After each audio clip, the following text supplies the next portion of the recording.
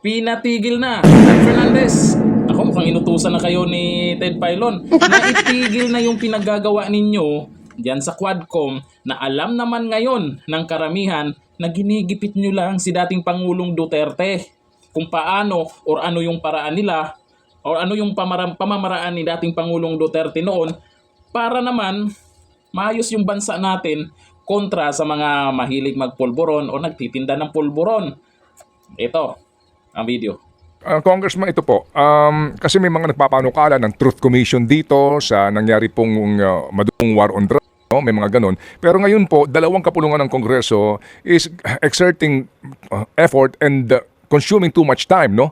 Po sa gobyerno sa hearing na ito sa iisang subject matter. Meron pong pananaw na pwede bang itigil nyo na pareho ito, ipaubaya, wag na sa commission kasi panibagong gasta yan, sa DOJ na mismo. Para po ang DOJ, mangalap na po ng informasyon at kung matibay, isang pa na ang kaso. After all, yan din ang challenge po ng dating presidente. Kasuhan nyo na ako. What do you think? Tama yun. Kasi nga, kung matatanda mo yung ating pong unang partial report, no? Na kung saan nirekomenda na namin sa Solicitor General, yung preservation asset ng mga companies na hindi naman mga Pilipino. Inano namin yung ginawa na po namin yan. And secondly, ito na, susunod na po natin yung tinatawag po natin mga report, no? Mga partial report then about our recommendation. And we're about to, ako tingin ko, no? Kasi papunta na rin tayo sa kampanyahan eh. So basically, talaga kailangan nating tapusin ito pong pag-hear natin. Okay, sige po. So, sa panghuli po, Congressman Dan, ano ang inyong mensahe dito po kay Colonel Hector Grijaldo? Kung sakasakali po na nakikinig ngayon po sa aming pong programa o kaya po maaari niya mapakinggan itong mensaheng ito. Well, ako sa akin, ang sa akin lang, huwag na siya magpabida kasi hindi naman siya, nakakalungkot lamang na nagsalita siya ng gano'n, ng coercion, ng harassment. Kailangan i-prove niya yan. At of course, we will take action on that. I heard na, hindi ko alam kasi, pero parang balita ko, na-suspend siya eh. And I have to check it out. Kung na-suspend siya, if it is this way para maka-get even sa amin, kung naman sana. Kasi meron mga tao dito, ang dami. Kaya I hope yun lang ang tingnan niya. Okay, sige po. So Congressman Dan, muli ho kaming tatawag para po makakuha ng informasyon mula sa inyo pong panig dito nga po sa nangyayari ngayong mga investigasyon nito, Congressman Dan. Opo. Salamat po. Mabuhay. Sus talaga, daming sinasabi tong mga to no. Mukhang ayaw pa rin nila itigil no. Siyempre, umpisahan na. Sabi ng iba, baka hindi pa tapos yung script.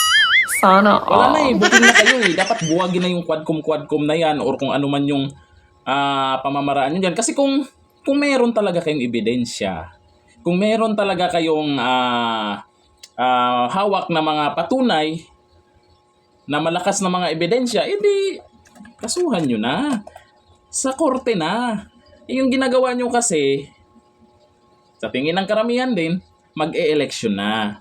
Kaya, yung mga Duterte, kasi yung mga ginagawa nyo, pang ano lang yan para yung tiwala ng taong bayan ay mapunta sa inyo. At magagalit sila sa mga Duterte. Parang baliktad ang nangyari. Lalong ginising nyo lang ang suporta ng mga DDS ngayon. Di ba? Napapahiya na kayo. Pati yan si Ted Filon nagsalita na. Itigil na. Warning na yan sa inyo ni Ted Filon kasi nakikita din niya na talagang kayo yung mapapahiya dyan. Sa Senado nga, anyari. Sila yung sumuko na magtanong kay dating Pangulong Duterte. Ngayon, ipagpatuloy nyo pa rin yan. Dan Fernandez, yung mga background mo unti-unti na ring lumalabas. Na pinanindigan nyo talaga. Sino ba may utos? Ako'y nagtatanong lang. Si balibalita ko meron daw nakuha na ng camera dyan na kung saan pag may hearing kayo ay nandyan. Sana Saka may hawak ng script. Sus talaga. Pakinggan nyo po yung sigaw ng taong bayan. Kung pabor ba sila o hindi sa pamamaraan po o kamay na bakal na pamamaraan ni dating Pangulong Duterte. Kasi nangyayari ngayon, ang ginagawa nyo, pumapanig kayo doon sa mga gumagawa ng hindi maganda. Paano naman yung mga pulis na doon sa operasyon nila na sila po yung nadali? O puro kayo doon sa isang side lang kayo. Paano naman yung mga nadisgrasya habang nasa duty para harapin yung mga nagpupulburon or mga nagtitinda ng pulburon? baliwala lang yon. Di ba? Kung patas kayo. Oo, ganun naman talaga pag ganyang pamamaraan, kamay na bakal at walang sinasanto, merong madadamay. Pero alam nating lahat na may mga pulis din naman na parusahan sa panahon ni dating Pangulong Duterte. May nakulong, may natanggal sa pwesto, di ba? May mga naparusahan naman. Tapos gusto nyo isisi kay dating Pangulong Duterte. Utot nyo, Blue.